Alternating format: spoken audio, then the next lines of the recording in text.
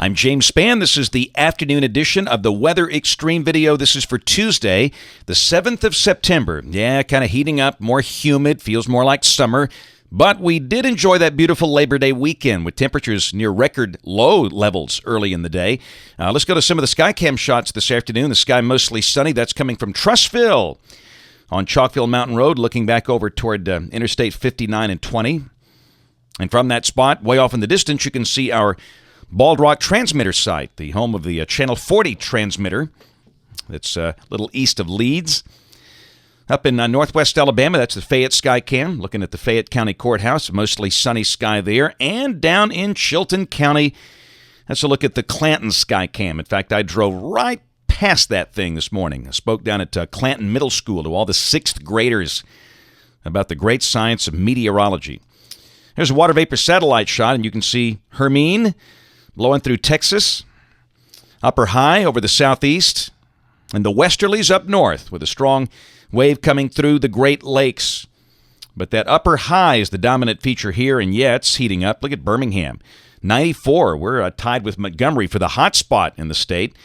Tuscaloosa, 93. Anniston at 90, and we're expecting mostly low 90s each day for the rest of this week.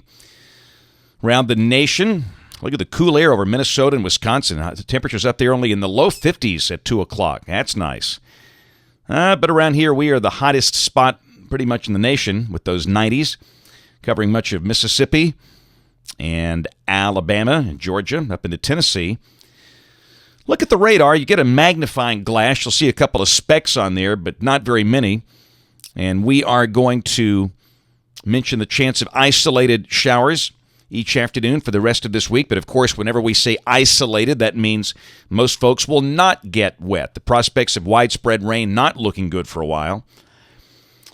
Here's a look at the action off to the west. There you go. That's some rain right there. Hermine centered near San Antonio. They've had winds of over 50 miles an hour out there this afternoon. That big rain shield coming right up Interstate 35. Austin and Waco, Dallas-Fort Worth. Heavy rain up in parts of northern Arkansas. But again, almost all of that will stay well off to the west. There is a slight risk of severe weather on the right side of Hermine, parts of east and southeast Texas. And there's the rain for the next 5 days. You can pretty much pick out the path of that thing. Hermine's remnants will move from central Texas up through Oklahoma, then curving right through Missouri into parts of Illinois and even Kentucky. But around here, not much rain. Now, this is valid through Sunday morning at 7 o'clock. This is suggesting nothing for the southern counties and maybe a tenth to a quarter of an inch over the Tennessee Valley. And it's going to be pretty hit and miss, these afternoon showers in coming days. Look at the tropics. Hermine is inland, and NHC has pegged 3 areas to watch. The remnants of Gaston in the Caribbean, and a little disturbance near the Cape Verde Islands, and a pretty large wave coming off the coast of Africa. Gaston is trying to get its act together again. It's we've had a flare of convection today, we'll put it that way, south of Puerto Rico. And not all models develop this. In fact, most of them don't. The ones that do keep it south of Hispaniola, cutting across the Caribbean, near or just below Jamaica. And the BAM set has it over the far western Caribbean in 5 days.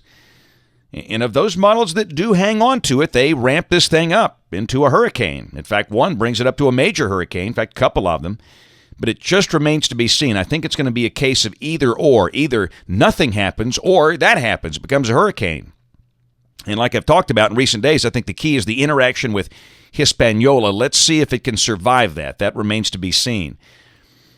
And out there in the eastern Atlantic, nice wave coming off the coast of Africa. Another wave poised to move off the coast here in a couple of days as the wave train just keeps on rolling along here. We'll check the GFS, the 12Z run, valid at 1 o'clock tomorrow afternoon at 500 millibars. Big trough on the west coast, shortwave over the northeast, ridging here across the deep south and what's left of Hermine around Childress, Texas.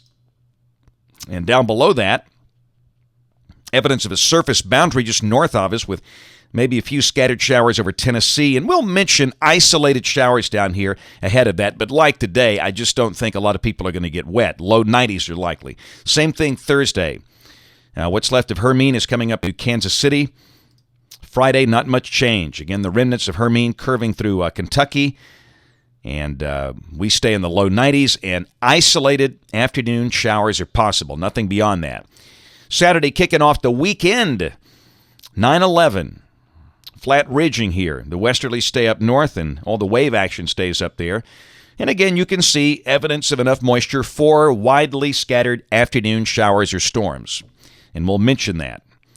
Now, Sunday, the GFS wants to try and push a surface boundary, actually a little below here, and bring in slightly drier air over North Alabama, and I guess we'll start to lean in that direction, but not totally convinced of that yet. And there's Monday, looks pretty dry, and nights would be a little cooler if this is right. Sunday night and Monday night, we'll see. Highs maybe upper 80s. And a week from today, broad troughing over the east. The heat bubble is over Texas, and again, that looks pretty dry here. We'll go out there 4 more days. The 18th, again, the GFS has consistently been advertising a tropical system way offshore, off the East Coast, recurving out to sea. And we're quiet. And on the end of the forecast on the 23rd of September, the westerlies are dipping to the south, and that's what they do in late September. Looks like fairly fresh upper airflow there. And again, evidence of some cooler air dropping in here, if that's right. Highs in the 80s and lows in the 50s.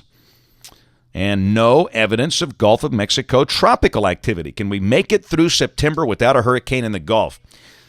Got a chance, we'll see. But again, don't be shocked if we do see some mischief down there before the month is over. That's it for the Weather Extreme video today. We'll have notes on the blog. The next video here by 7 o'clock tomorrow morning. And if you're local to us, we invite you to watch us on television this evening. ABC 3340 in Birmingham at 5, 6, and 10. Thanks for watching. Have a great evening, and God bless.